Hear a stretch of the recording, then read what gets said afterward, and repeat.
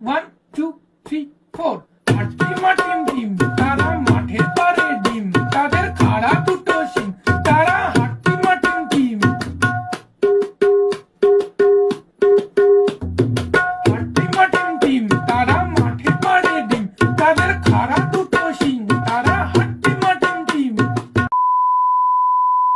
क्या आप कभी सोचे थे कि एक सुपर हीरो सीरीज जो मार्वल की तरफ से आया है उसमें कोई सुपर विलन नहीं है, just a super human who is trying to become an actor in Hollywood without anyone knowing that he is super, क्योंकि सुपर ह्यूमंस हॉलीवुड में बैन है। हाँ, मैं वंडर मैन के बारे में ही बात कर रहा हूँ। यह सीरीज कल यानी 28 जनवरी को रिलीज हो चुका है और यस इसके बारे में बात करेंगे। और पता है आप लोग बोलोगे कि वंडर मैन के बारे में तो हमें कुछ नहीं पता है, तुम कौन से वंडर मैन के बारे में बात कर रहे हो, वंडर मैन या वंडर वुमन ब्ला ब्ला ब्ला ब्ला। रुको, इसलिए तो मैं यहाँ पर हूँ। इसी बात पर एक सब्सक्राइब भी कर देना मेरे चैनल को।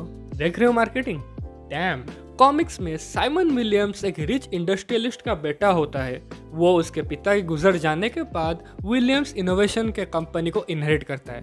तुम्हें पता है कि विलियम्स इनोवेशन का राइवल कंपनी कौन था? अगर स्टार्क इंडस्ट्रीज सोच रहे हो तो yes, you are damn right. Stark industries को मार्केट में हराने के लिए वो किसी भी हद तक जा सकता था।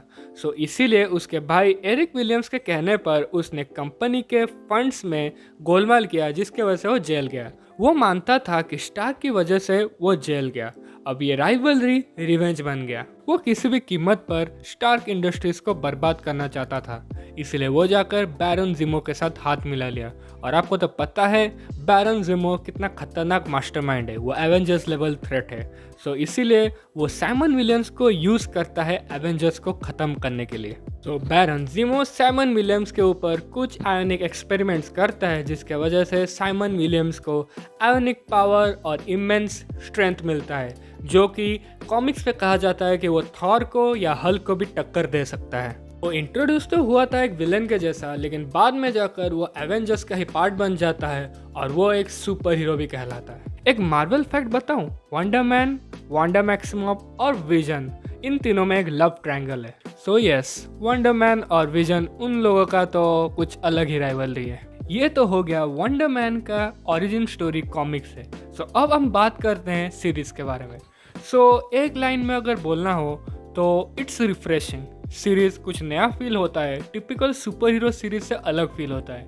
हाँ, मार्वल ने कुछ नया किया। इस सीरीज में 8 एपिसोड्स हैं और ईच एपिसोड अप्रॉक्स 30 मिनट्स के हैं।